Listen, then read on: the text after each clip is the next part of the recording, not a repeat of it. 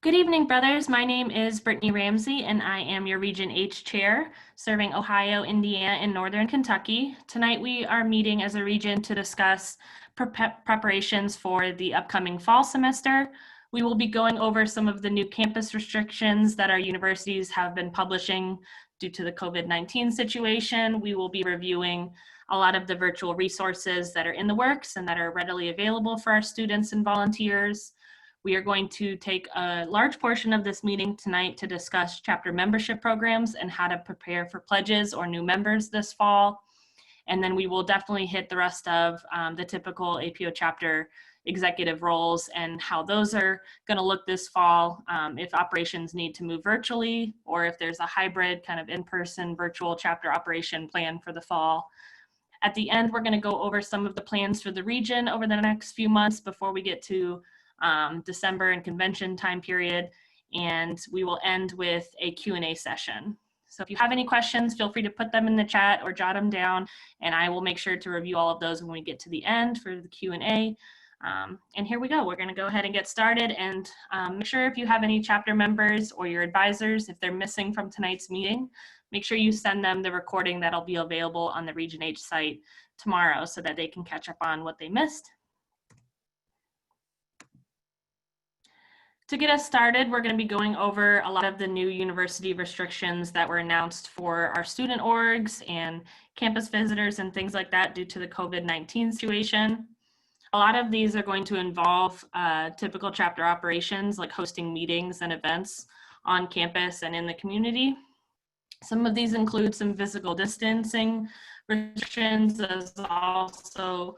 and also requiring face coverings. I've seen in quite a few, if not the majority of our campuses that we have chapters at in H, they are now requiring face coverings of students while on campus as well as visitors. So for any of our chapter advisors, section chairs, section and region staff members, we'll have to make sure that you bring your mask with you if you are visiting or able to visit a chapter this fall.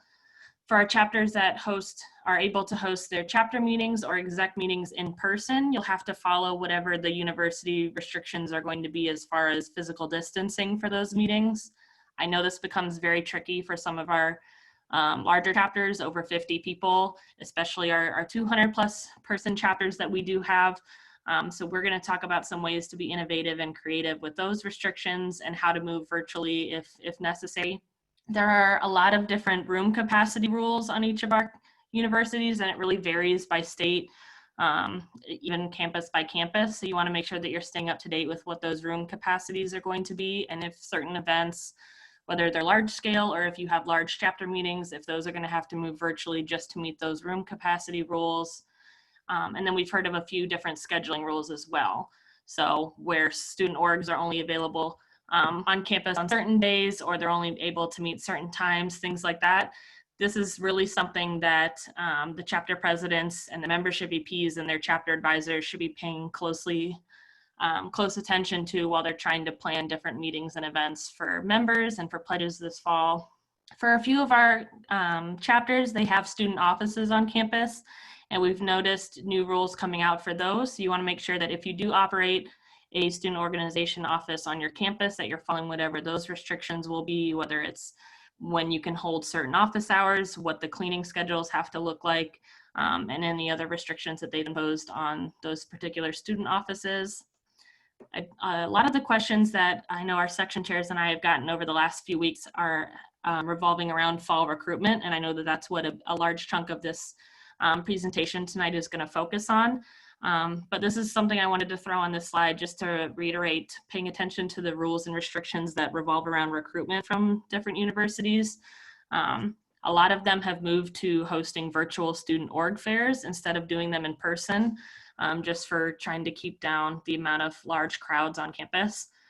So if that's a restriction that's come out, that there's no longer going to be an in-person student org fair, you want to make sure that you're touching base with your student affairs office to learn more about how you can participate virtually or what other options may be available. A lot of schools are still permitting the use of tabling, but they have different restrictions now where maybe only one person can host the table and only certain days during the week is it available. So if that's still an option, You want to make sure that your chapter can participate safely if they're able to, and try to organize the correct amount of volunteers that you're allowed to. One of the restrictions that's definitely going to affect our chapter advisors, specifically our community or scouting and youth service advisors that aren't typically on campus. There has been almost all of our universities have come out with rules and restrictions based on visitors coming to campus. A lot of them have put a restriction on nobody from outside the campus is allowed to come on, at least for the foreseeable future. That's something that could obviously change daily, if not weekly. So you want to make sure that you're checking on that, and section chairs will definitely be more in contact with our groups of advisors this fall to see if and when we can have solutions for our advisors to continue working with the students virtually, and what that's going to look like, besides obviously attending the virtual chapter meetings and programming as available. And then lastly, this was one that was announced quite a while ago, so we foresaw it coming, but they have restricted a lot of our chapters on outside campus travel. So if we were to have any conferences this semester or anything happening during the academic semester, they've restricted a lot of student orgs from being able to travel to those. So that obviously affects chapter operations. So you want to check and make sure if you do have anything planned like that, or you have an annual event you do every fall, or you're working with community partners, things like that, you want to figure out what travel is going to be permitted and what won't be. And see if that's just something financial where they're just not supporting it financially anymore, or if they are banning students and volunteers from traveling for university purposes. So this is a lot of different information. I wanted to show you one of our university sites. It was the first one that came up when I Googled university campus restrictions, and they kind of laid out all of these different rules, and it shows you what I think most of our universities have in place. If you type the university name and look up COVID-19 restrictions or restrictions for student orgs due to COVID, you should be able to find those pages, and they update them very regularly, and that's probably the best place to go to for any of our student officers, our chapter advisors, our section chairs, and any other staff volunteers. I'm going to show you this example really quick.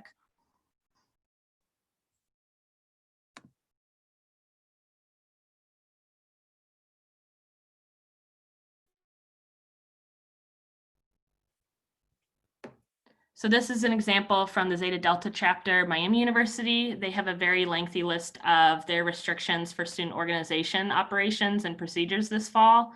So this is just an example. If you're a chapter advisor or somebody from outside the campus, you can look up these pages and see what all their different restrictions for the semester are going to be, to make sure that we're staying up to date with anything that's going to affect us as far as APO operations go. It does talk about large scale events and things like that, and off-campus events. So you want to make sure you're staying up to date with these. It's going to vary campus by campus, especially with our states operating in 3 different ways.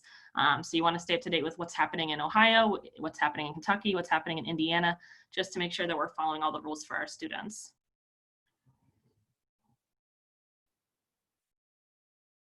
Okay, now that we've talked a little bit about the campus restrictions that our students are facing, if you have any questions about those, we will save those for the end at the Q&A. But just keep in mind, we're going to touch on a lot of the different topics that I mentioned when we come up with solutions for them. A big part of tonight's presentation is going to focus around chapter membership programs. That's been, I know, what the section chairs are getting questioned on the most, and what we've heard from students and volunteers the most over the last couple weeks while everyone's switched on to getting ready for school mode. So let's dive into preparing for our fall pledge programs. I first wanted to just give an overview of why it's important to plan for the life of the chapter, for chapter longevity, why it's important to even have pledge programs this fall, and why that's something that we're talking about as a fraternity in the face of a national pandemic. We want to be able to plan for the length of the charter and for the health of the chapter beyond what this pandemic is going to look like. None of us have any clue how long this is going to last, or how long these restrictions or a new way of campus life is going to last for our students. So we need to be able to adapt, to be flexible and creative, and to change in the face of everything that's happening nationally. And we want to ensure that our charters exist on these campuses for many, many more years to come, hopefully past the existence of this pandemic. So when we're planning for the life of the chapter, we want to understand fully what is the chapter's current membership program look like? What happened over the last couple of years? Were they already facing membership decrease issues like a lot of chapters across the nation were? Or were they on the flip side where they were having a very successful membership program that maybe they doubled in size recently? Fully understanding what the last probably 3 or 4 semesters looked like for the chapter. And then definitely how was the spring 2020 semester affected by COVID? We had probably just a couple out of almost 30 chapters that weren't able to activate their pledges this past spring. So thankfully, a lot of our chapters got in a new pledge class. They were able to grow or at least recover some of the membership decreases they were facing. But for our chapters that weren't able to install any pledges, that does already face them with a deficit from last year that they have to recover from. So you want to understand where they are in the past so that we can better plan for this fall and for the next year to 2 of what their membership programs will look like. The important thing to note that I always remind students or volunteers when we're talking about chapter membership programs and retention is focusing on how many seniors you have graduating both semesters. That should be the first question asked when you hit the table to start planning for chapter membership programs at the beginning of the year.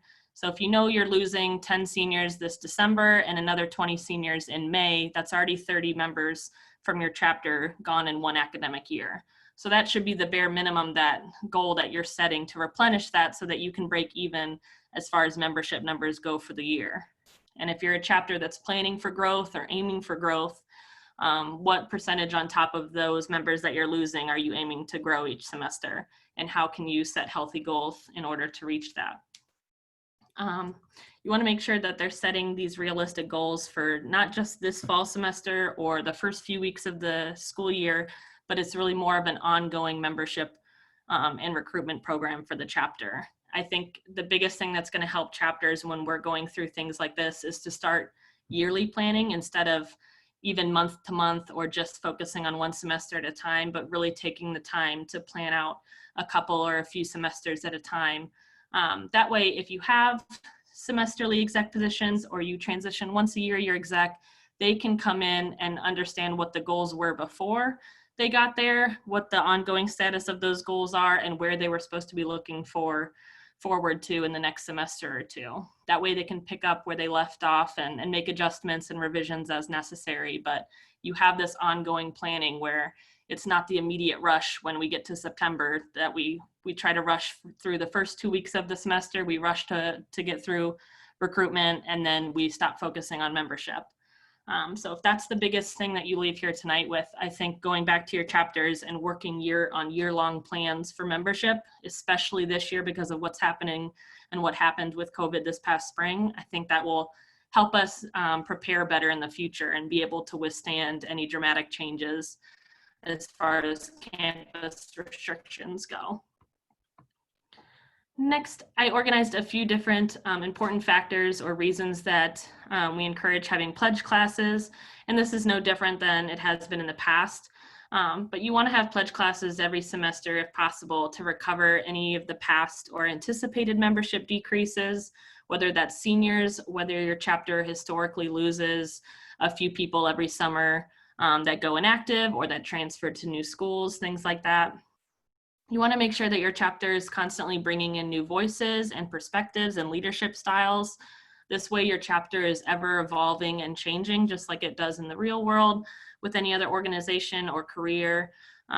You're bringing in these new perspectives that can bring new life into the organization, that can keep refreshing the chapter while expanding upon its history and traditions and culture. We've seen this with a couple chapters recently.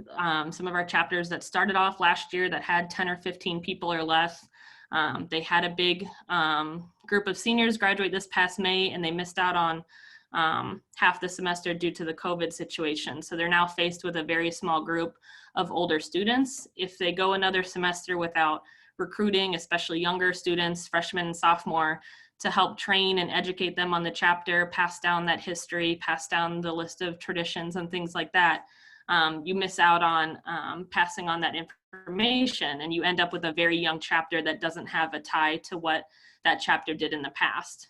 Luckily, we have a lot of chapter advisors that help with those transitions. But if you're a chapter that doesn't have that strong base of advisors yet, you want to make sure that you're leaving the chapter with a new group of trained members.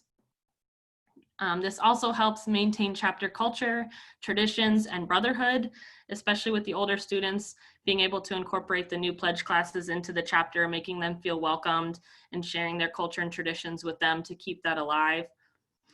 It offers pledges the chance as well to have a group on campus for support and friendship during this time. I can't think of a better organization or a group on college campuses worldwide than APO to offer students a safe and welcome and open place to go to, especially in the face of something like a national pandemic. I think this is what APO is built for. We're made for times like these, and it offers pledges the opportunity to have that safe space and that group of friends on campus, while, especially for freshmen, college is probably looking very different than it ever has in the past. And I know that incoming freshmen for college are going through a lot of different things that we probably didn't have to go through as freshmen, with the world looking so differently as it does.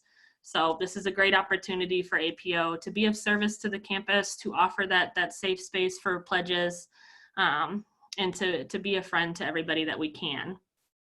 It offers our actives that are currently in APO the opportunity to mentor the group of new members as well. That's a really important piece for the active experience, especially for anyone that's graduating this past May or December. We want to make sure that members aren't missing out on that opportunity to be an active and to see the incoming pledges, be able to make new friends, to serve as that mentor, maybe to be a big and take a little. That's a really crucial part of just being an active and getting to be a servant leader and help bring in a new class of leaders to see our chapters through for the next few years. And then lastly, we want to make sure that we're ensuring a healthy future for the chapter post-COVID. That is our base goal for all of this as far as volunteers go and as far as the National Fraternity goes. We want to make sure that we keep our charters on our campuses for years to come. This has been a very tough past year for a lot of our college students, and I'm sure a lot of our volunteers as well. And at the end of the day, we're here to make sure that we can do everything we can to support our chapters to get through this pandemic experience and keep the charter and the chapter safe on the campus for the next few years.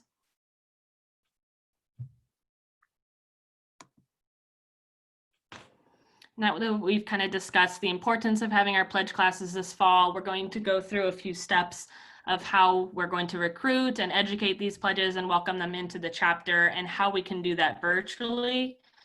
If you're a chapter that is fortunate enough to be able to continue things in person, as per usual operations, that is wonderful. If you have to do a hybrid in-person or virtual recruitment this fall and pledge program, or you have to do it solely virtual, we'll talk about a lot of different solutions and ways we can be innovative and flexible this fall. First step is to figure out what the campus or university is already providing student orgs. I promise you the student affairs office on each of our campuses are trying to come up with a plan for student orgs this fall, especially for the incoming freshmen, to make sure that they still feel welcome and included, even if a lot of those typical in-person events won't be happening.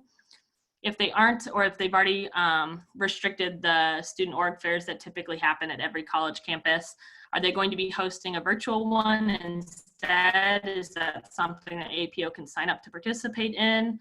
Will they be offering a central website or a hub online that incoming students or transfer students can come to find student orgs? If your school has any type of e-site that you can publish to, any kind of e-bulletin board, or anywhere that students go to find information from student orgs, you want to make sure that APO is participating in that, so you're not lost in the midst of all the opportunities for recruiting any new students. We're going to have to be really innovative this fall with solutions for recruitment, as far as creating chapter social media sites if you don't have them already, and really utilizing them regularly. Make sure you're posting on there weekly, even just highlights from the past, what students can look forward to if they're a member of your chapter. What are things that you've done in the past in terms of LFS, and things like that. If you're able to fly around on campus, maybe work with different departments at your university, even housing and res life, student affairs, and then different educational departments, to see if you're allowed to post flyers wherever, and ask the student affairs office what email lists are available. I know a few of our universities are offering incoming freshmen the opportunity to get on email lists if they're interested in joining student orgs. And then your organization is allowed to email those interested freshmen to contact them, maybe with a flyer and an interested or little list of interests for the group, so that those students can get a taste of what your organization has to offer. One of the things our National Membership Committee is working on is a virtual recruitment toolkit, and that should be available this month, hopefully in just a couple weeks. It will include tips on how to modify your recruitment programs to support your overall chapter, a modified recruitment plan and calendar example, and then digital marketing training and branded templates, and then digital conversation starters for recruitment. So if you've ever been to Membership Academy in the past, they've always done those practice exercises where you kind of give your elevator pitch to explain what APO is. And it's kind of the same thing, just understanding how to do that virtually. So that's a fun activity that maybe your actives and your exec committees could work on gearing up for any type of virtual recruitment this fall.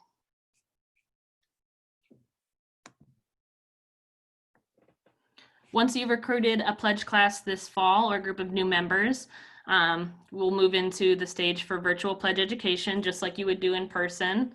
There will be a new pledge educator training series coming, and that will help train any of your pledge educators or pledge trainers, new member educators. It will train them on how to adapt their pledge education program to meet students where they live and learn, while also engaging them with our APO experience. Pledge educators and membership EPs have two options this fall, just like they did this past March and April when we were trying to finish up everyone's pledge programs. You can either offer pledges the opportunity for an independent, self-paced course that's on demand, that's already available. The links are on the region website as well as our national website, and they can take that at their own pace, just like the APO Leads Launch on Demand, if you've ever seen that course. The other option is for your pledge trainers or membership EP to continue leading pledge meetings as they would normally, but just live, maybe over Zoom. We did go ahead and make a bunch of PowerPoint templates that perfectly marry up to our pledge manual PDF, so that pledge trainers can go ahead and use those PowerPoints on a live meeting, add in things that are pertinent for their chapter education, and then continue as they would normally.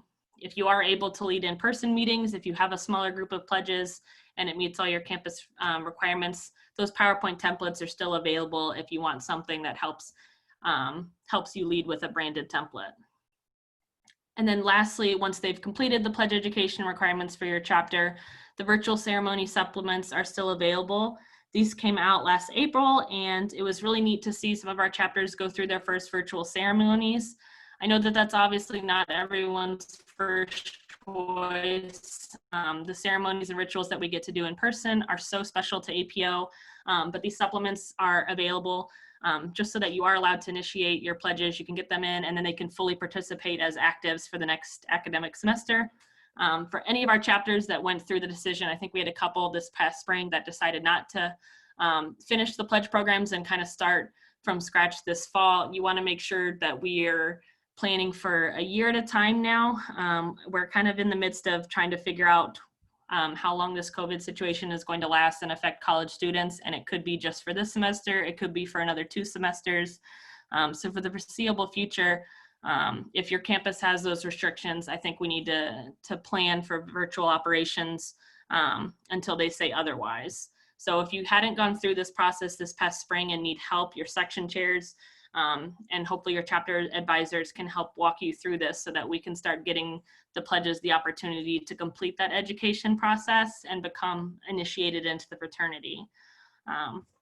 These supplements are available on Officer Portal. We can't publish them on a site because they are secret to APO members, but any of your officers can access the supplements. They're basically these really nice branded PowerPoints that go along with the ceremonies, and there's also a read-along PDF for officers. So if you remember the ritual books that you use in person, they've made digital copies that make sense for leading a digital or virtual ceremony, and those are all available on OP.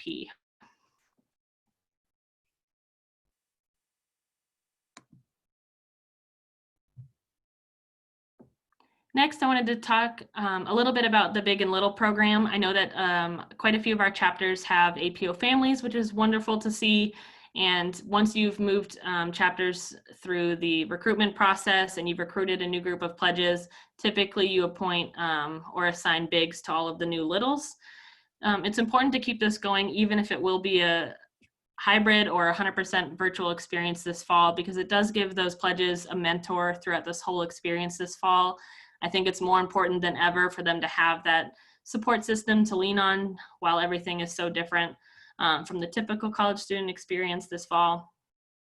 It gives these pledges a friend and support system throughout each semester. It's going to help them form a bond within their APO family, within their big, and then also within the chapter as a whole. It's a lot easier to encourage members to attend or participate virtual events if maybe they're coming along with their big or their entire APO family. It really will help encourage a lot more participation within the chapter's virtual programs. And then also will help encourage the retention of those pledges after this semester. I know all of us that have gone through any type of virtual events or programming this year, it's a lot harder to get buyback after the initial virtual event unless you really form those bonds or make the attendees feel really welcomed and encouraged. So having that big, have the extra effort made to connecting with their little, I think we will see a lot better retention of those initial pledges that come in this fall or any semester where we have to do virtual operations. And then lastly, there are a bunch of innovative solutions that we saw come out for the Big Little programs this past spring. It was really awesome to see some of the virtual Big Little reveals.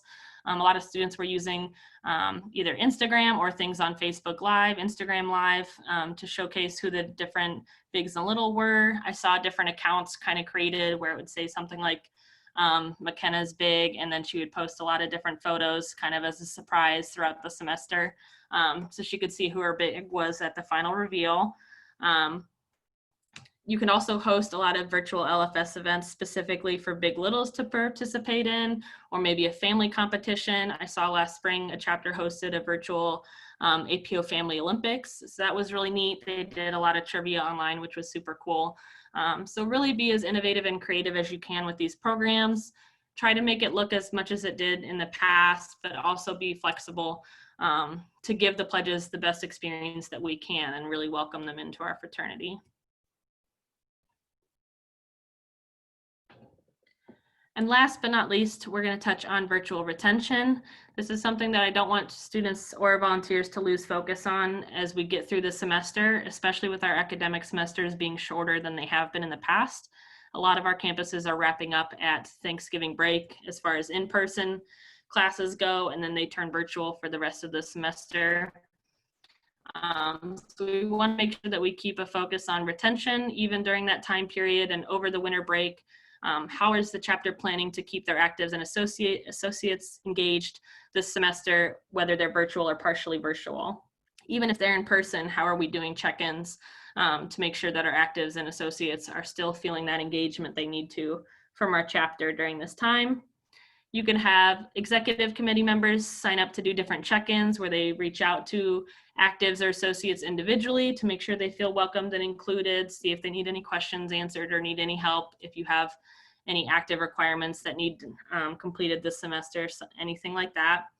You want to host brother bonding activities during any of your virtual or in-person meetings, making sure that the Zoom meetings don't just turn into PowerPoints, but there is part of those meetings available for discussion or for games or activities, things like that, so that it really keeps people involved in what's being discussed and what's happening with the chapter.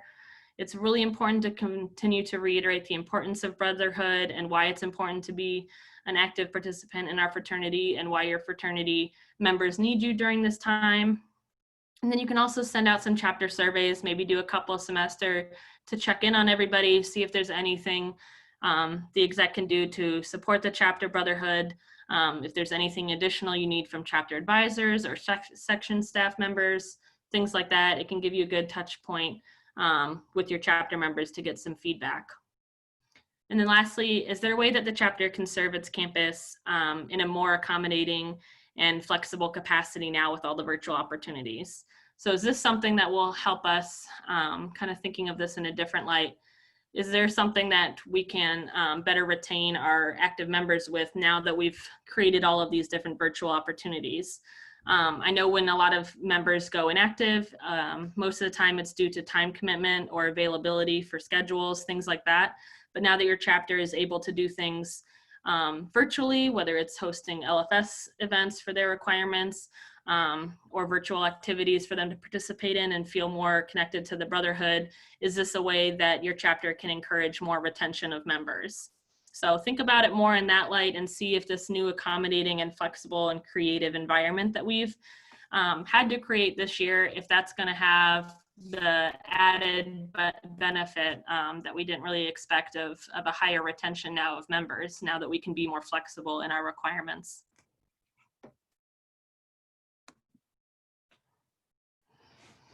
Now that we've talked a lot about our chapter membership programs this fall, I'm going to move into the virtual resources. If you haven't seen this already, this is the central hub created on our Region H website for virtual resources this past spring. There is the web address right there. It's aporegionh.org/virtual-resources. It has a bunch of different links for things that we came up with this spring and over the summer, as well as some of the national resources. You can reach out to any of your section chairs or chapter advisors if you need help implementing any of these resources. I'm going to briefly take us through this website just to give you an idea of what's on here. If you haven't seen this yet, this is our Region H page. We have 4 of our 6 section chairs are new this year, so they'll be updating their section pages this fall. But there's a lot of different information for our entire region here. And if you go under resources, there's a tab here listed virtual resources. You'll see a bunch of different leadership, fellowship, and service resources listed, as well as membership and finance. You'll see the link for the individual payment portal under finance. You'll see the link to do the APO pledge education on demand here under membership, as well as different guides for officers. So if you haven't gone through any officer training yet, I know all of our sections are working on their officer retreats as we speak. You can get a little bit of insight from these APO Impact Officer guides for all of the different roles. I'm going to scroll down here. Any update that comes from myself or the national office, President Coop, everything will get loaded here. So if you're ever feeling like you don't know what's recently going on, everything is listed here. So if you're not hearing from a section chair or anything on social media, if you don't check it regularly, this is a great place that you can go on every couple weeks and you can see what's new and kind of stay up to date. This is a great central hub to send any of your chapter members, advisors, staff volunteers, if they're having any questions. You'll see old recorded webinars here from this past spring when we went through a lot of these different newly created resources, and there will be a lot more webinars recorded in August and September. I talked about the virtual pledge meeting PowerPoint templates. These modules marry up to the actual pledge manual themselves. So if you do 7 different meetings, you can open up these PowerPoints and it will marry up perfectly to what the pledges are reading in their manuals. And then there's a bunch of different virtual meeting hosts listed down here. There was a couple things I wanted to show you in particular. If you look under leadership, there's the virtual officer transitions and training PowerPoint. If you went through a virtual or in-person election this past spring and you haven't had the chance to do any type of officer training or discussion yet as an exec board, this PowerPoint is a great place to start. You can take it, make a copy, and edit it to make sense for all the different traditions and responsibilities for your exec team. But it gives a great overview of what officer transition is and different tips for going through that, how to set goals as a new or incoming exec member, and then it goes through a lot of the typical positions. So this is a great PowerPoint to start with if you are a chapter president, leadership chair, or chapter advisor, and you know the chapter hasn't gone through an official transition yet. This is a really great initial meeting to have, and this would be great in preparation for participating in the section officer retreats. So that link is on there. There's even a little bit of information just on what chapter advisors can do for students as well. So I highly recommend utilizing this if you haven't had any type of transition yet. Another resource under leadership is the virtual elections guide. I know a lot of our chapters have gone through a virtual election this past April, and it was really neat to sit in on a couple of those and see how they were held. A lot of chapters put PowerPoints together for any of the candidates that were running. So it was great to see like a picture and a little bio on the screen while they gave their speech, and it made everything look really uniform. And then they obviously came up with different electronic voting methods, whether you did that through your meeting host, whether you did a SurveyMonkey or a Google form. This PowerPoint walks you through how to hold a virtual election and how to manage those electronic voting methods. The other thing I wanted to show, if you haven't seen it yet, this was the new individual payment portal. The website is listed here and the link is on the Region H website. Active members can come on here, look up their member account and pay their national dues this fall. That'll be due November 15th. And if you have any questions on that at all, you can reach out to the section chairs and we'll help walk your chapters through it. But this is a great opportunity for chapters that don't want to utilize or can't utilize a school bank this fall. If they'd rather the members just pay the national office straightforward, this kind of eliminates the middleman. The only thing I will note is that if your chapter does charge dues on top of the typical amount for the national office, so say your chapter's charging a flat fee of $50 a semester, you want to make sure that you figure out how your chapter is going to be collecting the rest of that money if they are this fall. And then lastly, we created this new tab a couple months ago under resources. It's called Community Support. There's been a lot of things going on across the world, and I really wanted to create a hub for that was a central hub for social justice resources. So we've created this hub. A lot of the other regions across the country are utilizing it too and helped send us some resources. So we're going to continue to update this fall as we gather any new resources. Our RSAC team will have a diversity and inclusion subcommittee formed this fall, and I'm sure that they will add to this website. I just wanted to point this out because if you are a chapter that's looking to get involved or that needs to find places for support or compiled resources, this is a great central hub that we created for that reason as well. So that is the region website. There's a lot more under those virtual resources. So if you haven't taken a look yet, chapter advisors, section staff members, and obviously our students, take a look through this website, familiarize yourself with these resources, and then obviously reach out if you have any questions.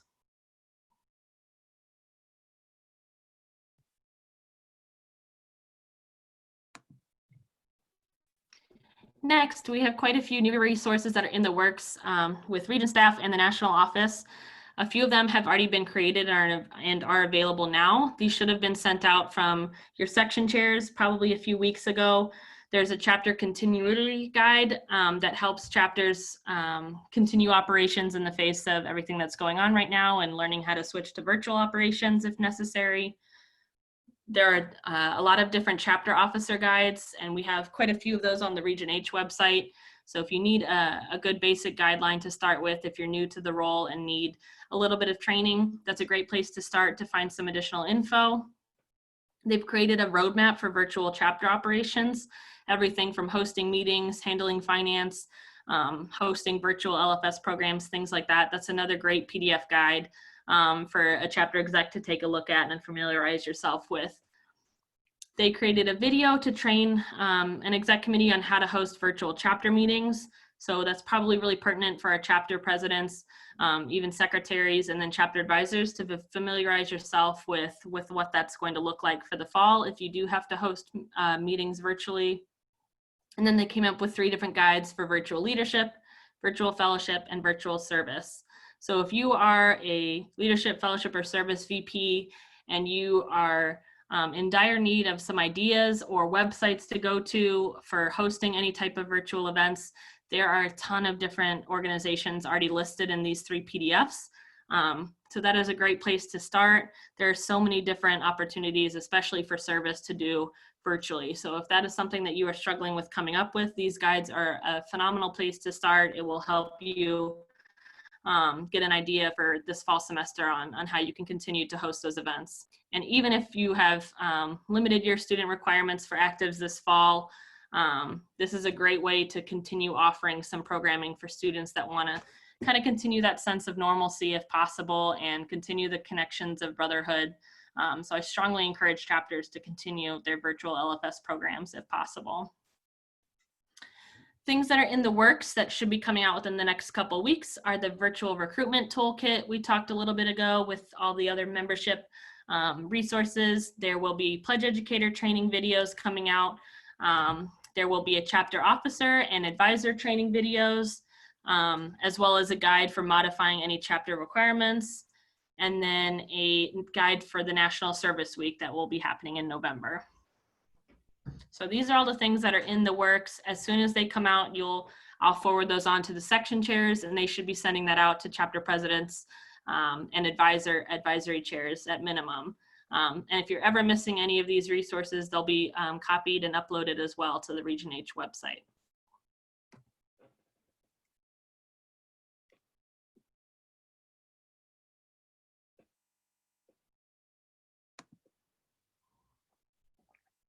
Okay, next. And this is our last section for talking about virtual operations. So we're almost to the Q&A session. We're going to be discussing how to create a plan for this fall for chapter operations, whether you're doing things completely virtual, whether you have to create a hybrid, or you're able to continue everything in person as normal. These are just some things to consider for each of the different facets of our chapter operations. When it comes to setting up your chapter meetings or exec or pledge meetings, you need to figure out if the chapter is going to be able to host those in person based on all of the different campus restrictions and the size of your chapter. Are you going to be able to meet whatever their room capacity rules will be? If you have to physically distance, can a chapter of 200 people physically do that on their campus? And will visitors be permitted, whether that's your advisors or section staff members, your section chair? It seems like for most of our campuses, that is really limited to faculty. And if that is the case for your chapter, you want to make sure that your presidents are really keeping your advisors up to date with emails or regular contact, as well as your section chairs. So I know that it will look very different for our volunteers than it has in the past. So we'll have to make sure that on both ends, that extra effort is made to make sure that we're continuing those connections for our students. Does your chapter need to host everything virtually instead? We do still have the Region H Zoom account. So the National Fraternity sponsored paid Zoom accounts for every region this past spring, which was immensely helpful. I know almost all of our chapters used it back in March and April. We will still have that available throughout this whole school year until July 2021.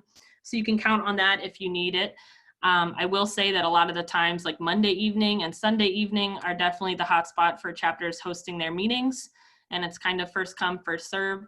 I will ask chapters if your universities already have something available, like they're sponsoring a paid WebEx program or paid Zoom accounts or paid Microsoft or Google accounts for student orgs to use. Make sure that you utilize those first. Our Zoom account doesn't have the capacity. So for our bigger chapters that have 200 to 300 people, if you need that paid Zoom account, then definitely utilize what the region has available so that you don't have that capacity restriction happening. And it worked really well last March and April. We didn't have too much crossover where chapters wanted to use it at the same time. So we'll see how that goes this fall. I know a lot more universities have come out with their sponsored programs as well for students. So hopefully that will help offset it.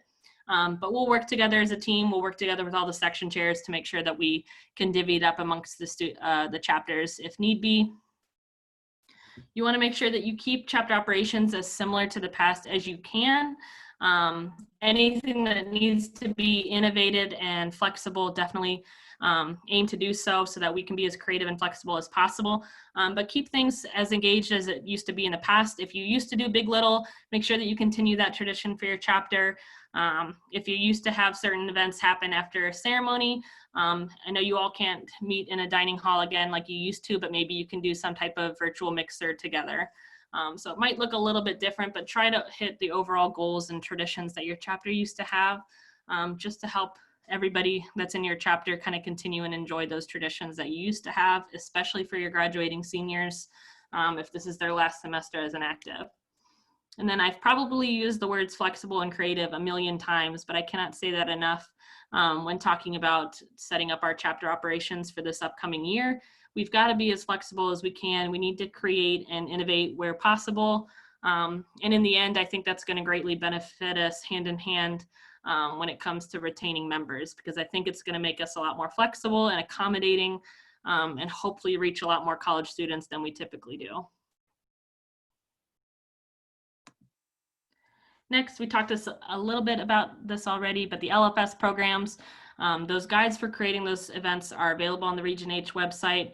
There's so many new opportunities now that can accommodate a busy college schedule and location requirements or anything like that, travel restrictions. And I foresee this even after the COVID situation has resolved. Hopefully students will continue to use virtual LFS opportunities. It helps you reach those students that maybe are commuters, maybe work or have busier college schedules, things like that. So I think that's a really added benefit to this experience this year. That's kind of the silver lining in the cloud. Hopefully we can continue to be as accommodating as we have been.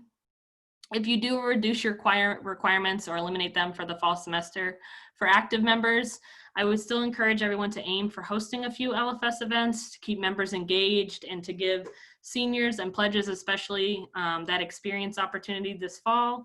It gives them the sense of normalcy or as much as possible in a world that's changing so rapidly. And it also helps everybody meet the new pledges. You want to make sure that they feel welcomed and excited. So if everything is back to a normal schedule as far as no more campus restrictions in the spring, it helps pledges and newly initiated brothers feel more welcomed in the chapter. And let's all focus on how we can continue to be leaders, to be friends, and to be of service during this whole pandemic. If that's a motto that you need to reiterate to your exec committee or with your advisory committee or with your section staff and local volunteers, that really should be our goal as brothers in APO. And I have the utmost confidence that we can do that across this region. Next, this has been a really big question for some of our chapters gearing up for the semester regarding finances. That needs to be a game plan set up this month, probably, if not towards September, figuring out how the chapter is going to collect national dues this fall so that you can let students know that ahead of time. You do have that APO individual payment portal that I showed you from the region website link. The national office can take payments over the phone. You can also mail a check as per usual. The chapter can also make payments over officer portal like they have in the past. So those options are all available for actives. As of right now, for pledges, they can't use that APO individual payment portal yet. But if your chapter doesn't want to collect the dues themselves, they can have pledges call the national office, pay over the phone, or mail them a check if the chapter can't pay with a card over OP like they normally have. Is your chapter going to be discussing lowering dues for the semester? I think I saw one of our chapters announce this a couple weeks ago. They're going down to just the bare minimum that's due to the national office. Make sure that you are then revising your chapter budget and following any of your chapter bylaws to make sure that everything is kosher amongst the two. And if you need any help with that, reach out to one of your chapter advisors or your section chair. The time to plan for finances is now. Make sure that you have that game plan set. That way you don't have to surprise any members or rush to get things done when it comes to November, right before everybody leaves campus. I know that was really hard this past March because everybody had to leave campus so abruptly, and it was really hard to get in touch with school banks after the fact. So if we plan ahead for that, hopefully we can reach November with chapters feeling more organized and prepared. If you have any questions at all, if you have any chapters that are facing financial hardships, any student members that need help, please, please, please reach out to your chapter advisors. Please reach out to your section chairs. You have so many volunteers that are here to help you all get through this semester as best we can. So please reach out so that we can help you in advance. I know the national office has been super flexible and helpful this fall semester, this past spring semester when collecting everybody's dues for the first time this April. So we're all here to help. Just reach out if you need so in advance if you can. Next, we're going to talk a little bit about marketing. So if the campus has already limited the in-person opportunities that a student org typically has, like your org fair or tabling, anything like that, you want to make sure that you're utilizing chapter social media accounts. I know quite a few of our chapters are on there. Make sure that you're posting regularly. See if you can request any email lists from your student affairs office. Reach out to your housing and res life department. See if you're able to do anything special for the incoming freshmen that are living on campus. Are you able to flyer in their dorms? Can you pass out flyers to people that work in housing and res life for them to divvy out? Things like that. try to innovate and do things that are different than just tabling and org fairs that I know a lot of our chapters rely heavily on in the past. If your campus has any e-sites or e-boards, anything like that, even if there's a way to update your student org page on their website, see if there's things that you can do to utilize their different resources. And then again, posting flyers around campus if you can do so safely. You want to make sure that you're utilizing marketing not only to recruit new members or to show potential new members what your chapter is all about. It helps keep your actives, your associates, and your alumni engaged with your chapter. So you want to make sure that you're keeping that marketing going, especially in times like this. I can't reiterate how important keeping communication channels open during any type of emergency or pandemic like we're facing right now.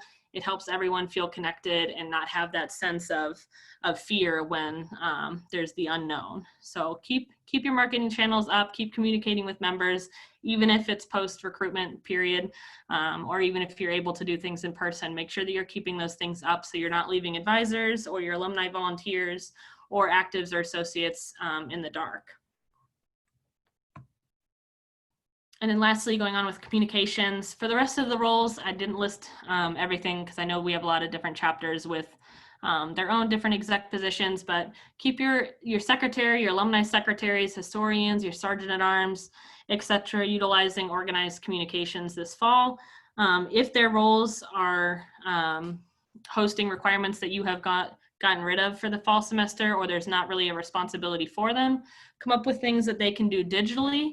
So if you have your secretary maybe creating chapter meeting PowerPoints, collecting info from all of your exec members, maybe the secretary keeps exec meeting and chapter meeting notes that they can then send out or email to everybody, especially advisors and section chairs that can't be there in person.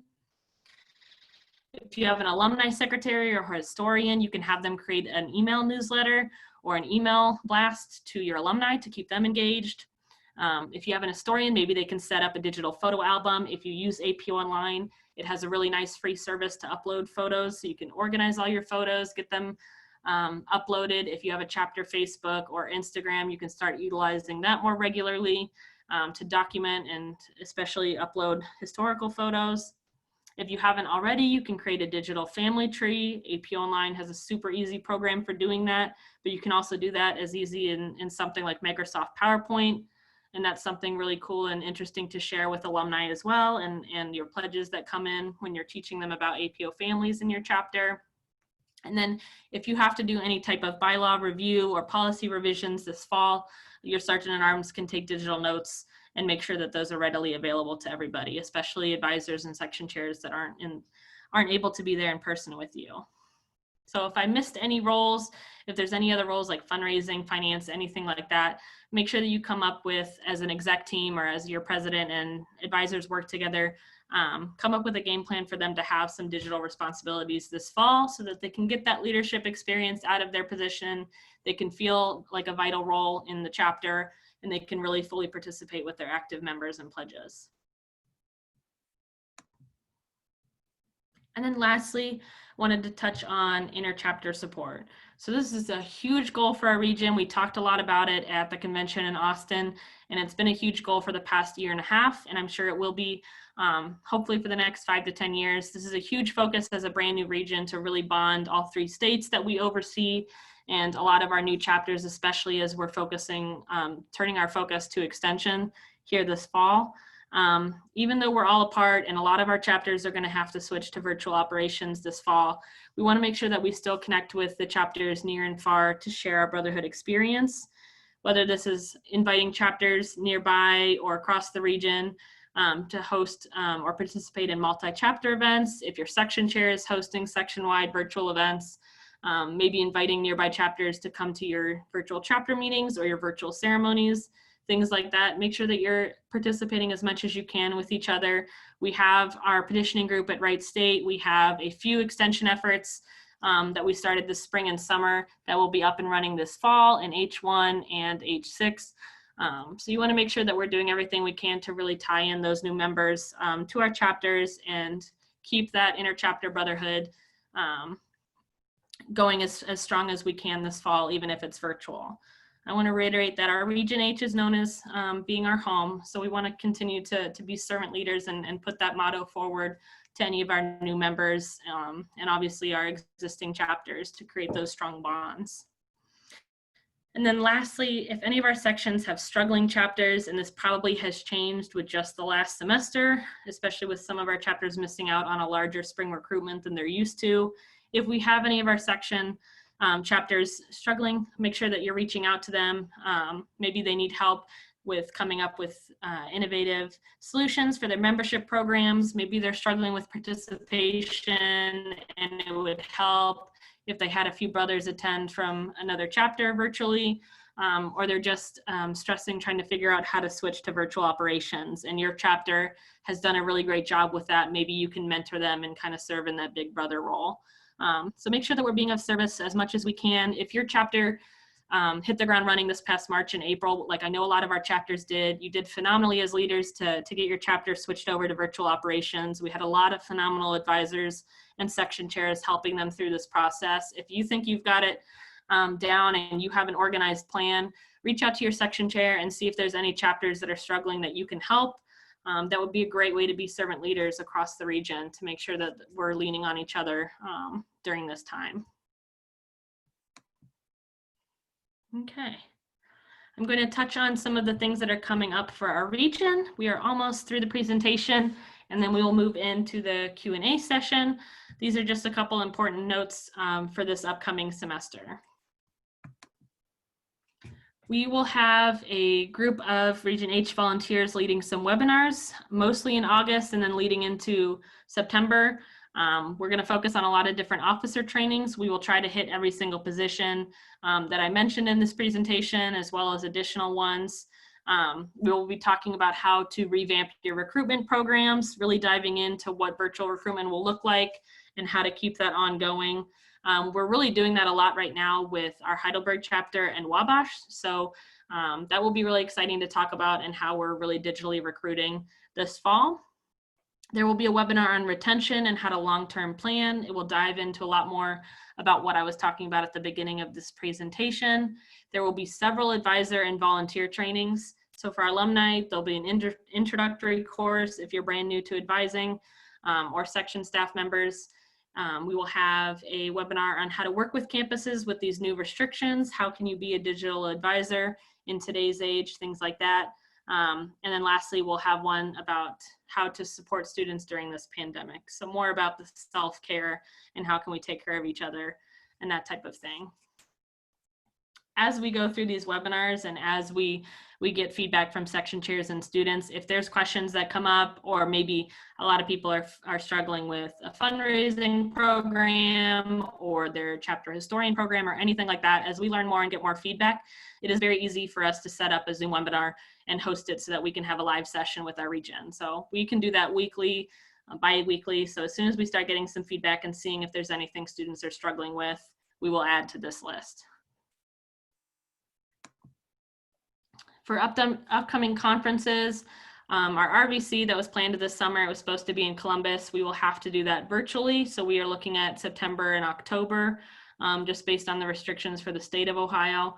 And just for everyone's safety, we're going to go ahead and host that virtually. It will most likely be a Friday evening virtual fellowship, followed by a full day Saturday of optional webinars to attend and half a day Sunday for some more in-depth training, hopefully for presenters, advisors, and section staff members. So it will look just like our in-person version, but it will be online. And we'll be asking for guest presenters. So if that's something you're interested in, you can reach out to me. And just like last year, seniors are more than welcome. So actives can participate as well as alumni. Our H sectionals this year that was supposed to be in Toledo has been rescheduled for the spring. Like we announced, we will announce a date and a location if we have to change hotels or anything like that, probably later this fall. And that will be kind of a touch and go situation, just waiting to see the situation around Ohio when it comes to next spring. But that's the tentative rescheduled date. As far as national convention goes, I know we've been flooded with questions on nationals. A lot of chapters are starting to get back into the swing of things and wanting to prepare for December. We are still, however, waiting on an update from the national board. So I know they're working with the hotel. they're working together as a team with the national office, and they haven't been able to send out any update further than that yet.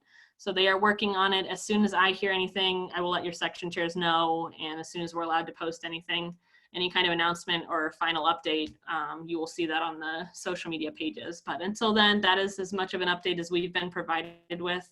So I will keep you posted if anything changes, hopefully in the near future.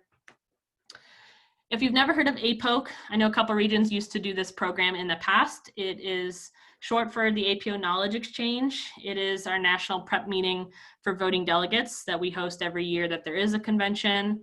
It's an opportunity for the voting delegates to get to network and enjoy some fellowship, get to know each other before they travel to a convention. We also dive into some delegate training, what it's like to be on the floor, even if that's going to be virtual this year in some capacity or anything like that. Hopefully by this time we're able to really dive into appropriate delegate training for whatever nationals will look like. And then there is obviously going to be a legislation review. So you'll see everything that's been published from the national office that's going to be up for discussion at the convention. So those are the three features of that meeting. If your chapter has not elected your national voting delegates yet, I encourage you to do so per your chapter bylaws or policy manual this fall as soon as you can. And turn those names into your section chair. That way, regardless of what happens with the convention plans, we can keep all of our national voting delegates in the loop and get them ready for the weekend of the November 13th. We'll host some type of APOC. If we can do it safely in person at that point, I would love to. And if we have to do it virtually, we will obviously do so. So that will be an awesome weekend for leadership development and fellowship for your voting delegates. We'll also host a mini business meeting for the region. So if we have any changes to the region policy manual, anything that we need to do as far as planning for future conferences, those discussions are going to happen at this APOC. So it's really encouraged, as mandatory as I can make it for voting delegates to attend, but any student or member is able to attend or participate. Okay, and just a couple quick additional resources that are available. If you haven't already, download the APO app. It's free in the App Store or in the Google Play Store, and it has direct link to a lot of their video library items, so video training, as well as links to OP. It has every single chapter loaded in there, so your OP member roster will link up directly with this app. If you have any questions about that, you can reach out to your section chairs. Obviously, you need to utilize your chapter advisors and section chairs as much as possible this fall, even if they can't do in-person visits. I'm going to host a meet and greet for our section chairs this September. We'll do a little mixer on Zoom so that you can stop in. I think we're going to officially do the officer, I'm forgetting the word for it, but we will swear in all of our officers for our section chairs, and we'll do that live and then do a meet and greet afterwards. You have your entire region staff here available for you. I have them all listed on our Region H website. If your chapter doesn't have a marketing person or struggles with that in general, please reach out. We can help chapters if you need any help creating marketing resources this fall. If you need any help with event planning, finance, anything like that, just reach out to us or your section chairs and we can help provide additional support to you. We've got that Region H website created for our students and volunteers to serve as that central hub for information. We've got a national office in Missouri full of people ready and willing to help, especially with finance. If you haven't heard yet, the National Chapter Consultant Program, instead of them being assigned to just a few chapters and traveling across the country, they've actually assigned all 4 of their consultants to cover every single chapter across the country. So over 300 chapters have been assigned a specific chapter consultant. Ours is Maggie, so she will be reaching out to chapter presidents and I'm sure section chairs to start covering some of the virtual meetings that she will do with you this fall. She's just an additional resource to help provide support to our chapters. I don't know if she'll reach out to advisors as well, but she'll be contacting the students just to be an extra support figure this fall. So I wanted to give everyone a heads up. And then definitely make sure you're reaching out to your university student affairs office as well. If there's something that APO hasn't already provided, there might be something that they are already creating for student orgs on their campus. Okay, we have made it through all the information that I wanted to share with everybody today. Thank you so much for your patience and for your listening through all of these different details that I wanted to review with you all. I hope this helped our student officers and our chapter advisors and staff volunteers feel more prepared and ready for the fall semester. I know that times look extremely different than they have in the past, but just based on how everything was handled in March and April and May this year, I have the utmost confidence in our region.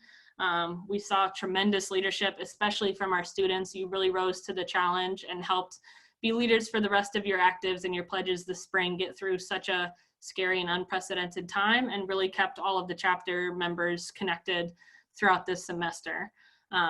So now that we're into the fall, and we might be seeing a lot more virtual operations continuing for the near future, I know that we can meet it with the same grace that we did this past spring, and I'm excited to see the innovations that everyone comes up with. So without further ado, I will let everyone unmute themselves if you have a question, and then we will try our best to kind of go in order from anybody who's unmuting themselves.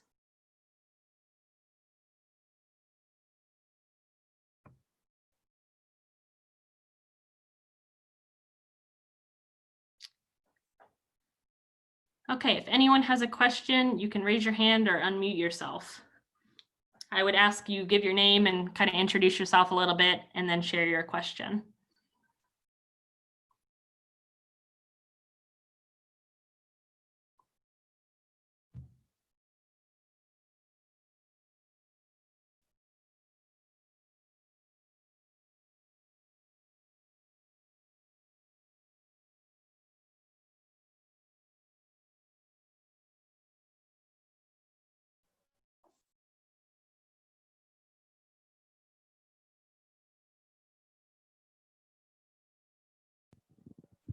I think I'm the only one who has unmuted myself, so I'm just going to go for it.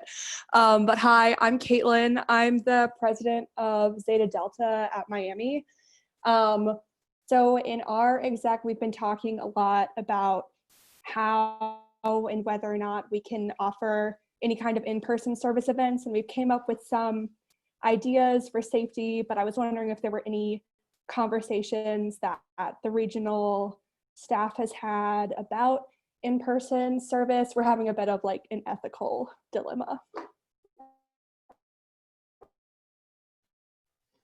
I totally understand that, and we've definitely faced the same thing as far as trying to figure out what we were going to plan this summer, and we ended up having that decision made for us by the state of Ohio. They come out with their restrictions first, so that kind of took ethics out of the question for us on that hand.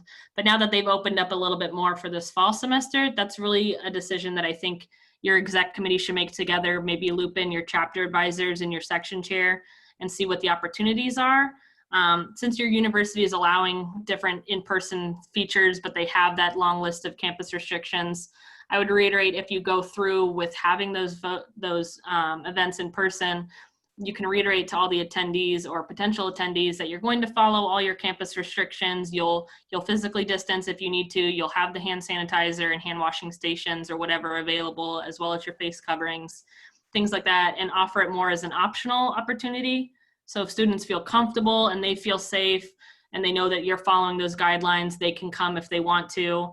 I think if you're following all of those things, I think ethically you should be in the clear.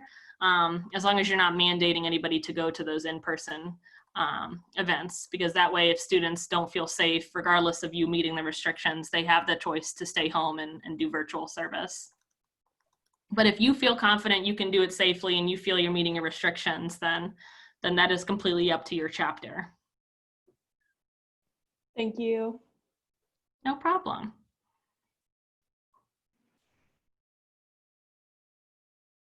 All right. So hi, I'm Kelsey. I'm the president from UC Delta Alpha. The question that we kind of have right now is like, is there going to be like any like, I guess, requirements about requirements, how we're able to change and what we're able to change? Because I know that we had I guess, again, an ethical dilemma this past semester in how what we were gonna require and how. So I know I saw a lot of people have already made those decisions, but UC just came out with their requirements, so we have to make our decisions based off of their restrictions. But But as for like APO and nationals and that kind of thing, is there going to be anything that maybe they're going to put out that we can go by guideline wise for requirements? That's a great question, Kelsey. So for starters, there is going to be a guide coming out in the list of new resources. It's called, I believe, Modifying Your Requirements for Overall Chapter Health or something like that. So that will kind of walk you through the how-tos of changing or modifying your requirements if they're listed in your chapter bylaws. The second thing I would say, though, is that the authority or the power, I guess, over determining what your chapter requirements are really lies within your chapter. So every chapter can handle that completely differently. If you modify it or edit your bylaws based on parliamentary procedure to either eliminate them just for the spring semester, for the academic year, or just for getting rid of a couple lines, something like that, that really rests in your guys' chapter process. So you can host a bylaws review meeting, even if you have to do that virtually. And I know your chapter advisors or section chair can help you walk through that process. But I would definitely offer the discussion first to hear your chapter voices, or hold a chapter exec meeting to discuss whatever proposed changes, just like you would any normal bylaw review, potential discussion, something like that. As far as coming out with a standard, there's nothing that the national office or even region-wide that we're going to come out and say, this is the list of requirements that you should have this fall, or this is what you should get rid of. If your chapter members feel that they can meet your normal requirements, and maybe some chapters find it even easier because things are virtual and they can get a lot more service or leadership done from the comfort of their home. If it's anything like that, that's why it's going to be really based chapter to chapter. If your chapter members are struggling with virtual operations and they're not able to meet the requirements, or are predicting that that's not going to be able to be feasible this fall, then you can have that chapter discussion and potential bylaw review process if you need to change them just for the semester. I wouldn't, as far as ethical dilemma goes, I know that we'll probably use that phrase quite a bit tonight. I really do not feel that your chapter isn't meeting the expectations of the national office or of me or our staff or anything like that. If you choose to reduce or eliminate requirements for this fall, it's really what's going to work best for your members. So as far as that goes, there's no expectations on our end. We really just want to continue the life and the culture and traditions of your chapter going forward. So really making sure that your membership programs continue. And then as far as anything else goes, we're here just to support you with whatever you all need. So if it works best for you all to limit or reduce the requirements, then that's perfectly fine. The best tip I can give you is to continue hosting things optionally.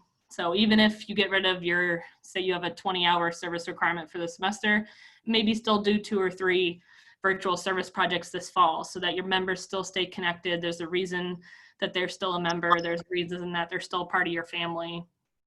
And it still gives them that safety blanket or support group that they're used to, if that makes sense. Yes, it does. Thank you so much. No problem.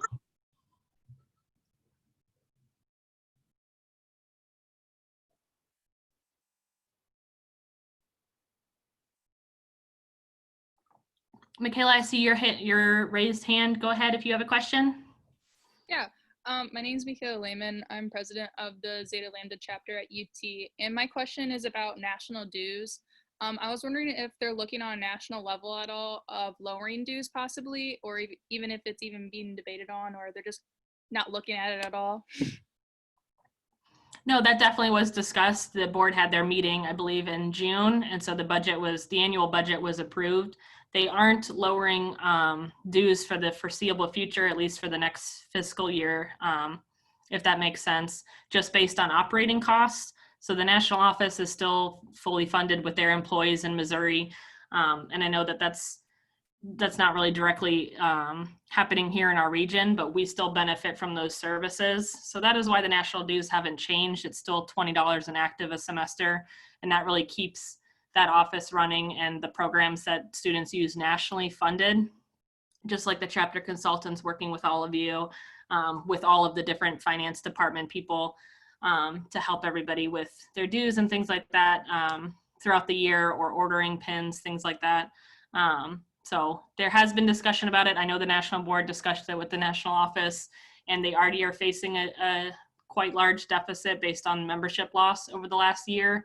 And so to continue with the bare minimum operating costs, they're not going to be lowering national dues. But that was discussed. That was a part of their process, just so you know that they were aware.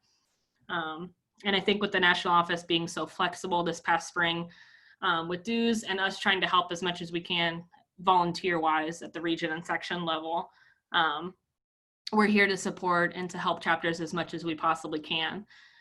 That's why we have so many grant programs, and we have section chairs and section staffs and chapter advisors really on the ground, ready and willing to work with chapters if you need any help for financial hardships or anything like that. So I hope that answered your question. I know that it's a super tough question to be asking, because I know a lot of students are facing their own financial hardship moments at this time. But hopefully that wrapped it up pretty well.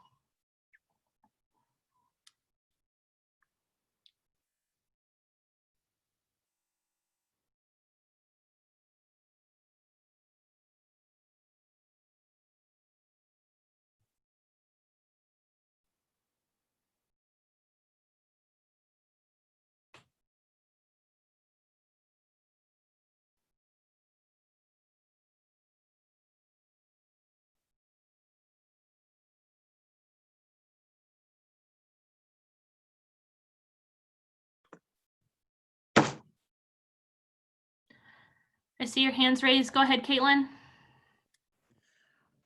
So another thing that we'd been talking about on our exec, that's kind of like a new point of discussion for us, was ways to make sure that our virtual programming is as accessible as possible. So I was wondering if there was anything that had already been looked into or might be in the works from region, sectional, national staff in terms of things like closed captioning services and things like that might aid in making sure that like online socials and chapters and stuff like that are able to be more like equitably accessed by everyone. That is a really great question. And I know with the newly formed Diversity and Inclusion Committee they're doing nationally, they're touching on accessibility. I know in the past, just for one example, they've discussed the need for closed captioning, or even the video of a sign language interpreter doing ceremonies. So I know that those are projects that are in the works with different committees across the nation. But if there is a list of things that could help your chapter be more accessible based on your needs, or even if your section has a few chapters that are requesting a different list, if you could send those my way, you can send them through your section chair or to my email. I can send those off to the National Diversity and Inclusion Committee so that we can get that list on their tasks that they're working on this year. I know with a lot of the virtual resources that have just newly been developed this summer, it kind of opened up this new arena for us to be a lot more accessible than we have in the past, just based on having recorded ceremonies and things like that available to members that might be hard of hearing or anything like that.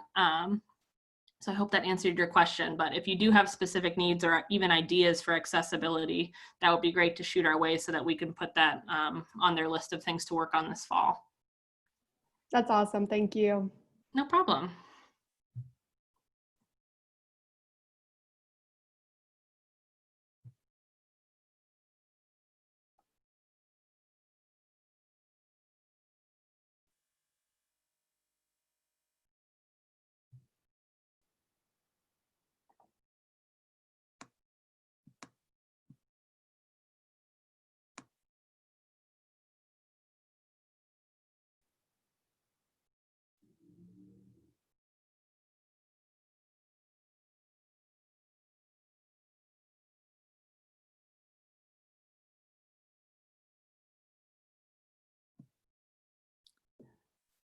Go ahead, Connor, you got your hand raised. Hi, long-time listener, first-time caller. I'm Connor, the section chair of H3. Just quick question for like alumni, what will RVC kind of look like this year for us if we're not going to be able to do it in person? Okay, so good question. RVC, we're going to try to mimic as closely as we can to the typical operation. So if you attended last year's RVC we had in Indy, it will look very similar to that. And very similar to a student conference. So Friday night, we will do a virtual fellowship. We'll probably do some type of mixer, maybe a Netflix party, something online, and then definitely do a networking kind of get to know you event on Zoom. So there will be a couple different fellowship options for Friday night. And then Saturday, we will have basically the meat of our workshops and leadership development courses available. And those are for seniors to attend, young alumni, people who just graduated, or even seasoned volunteers that have gone to RVCs in the past. We really have such a variety of topics to hit all different levels of experience. So all day on Saturday, we'll have a bunch of different optional Zoom webinars, so you can kind of tune into the meetings that you want to attend. Makes it a little bit easier to hit different topics. We'll try to have one every hour so that you can attend as many or as few as you need to.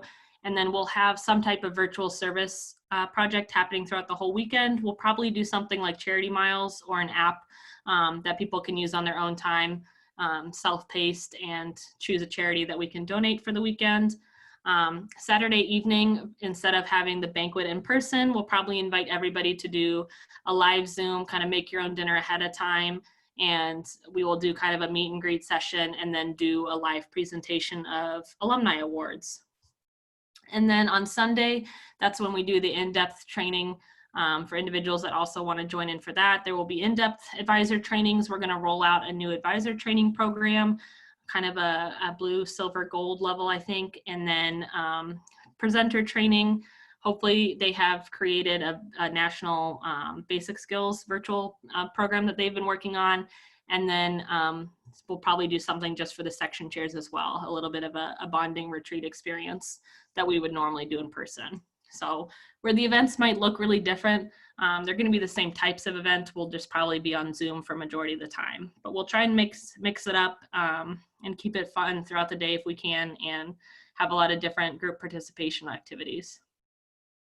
And hopefully we'll get a lot more student attendance as well, because I know it's hard to travel right after graduation to a conference. So this way you can get a taste of what RVC is like, kind of dip your feet into the alumni volunteer world and get some of that training underway.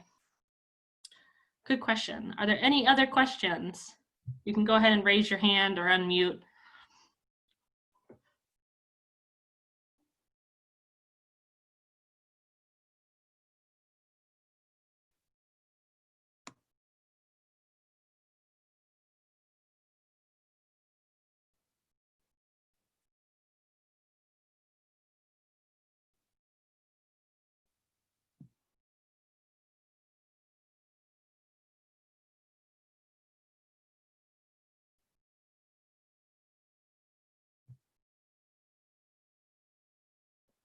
Okay, last call for any questions.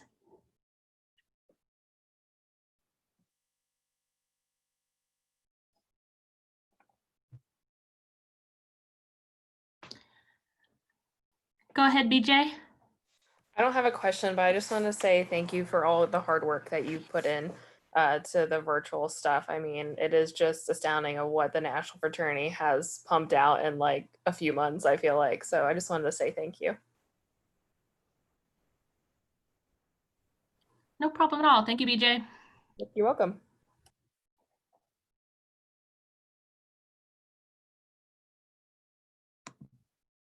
Okay, and with that, I want to thank you all for your time and patience and participation tonight. I hope this helped you all feel more prepared for the fall semester.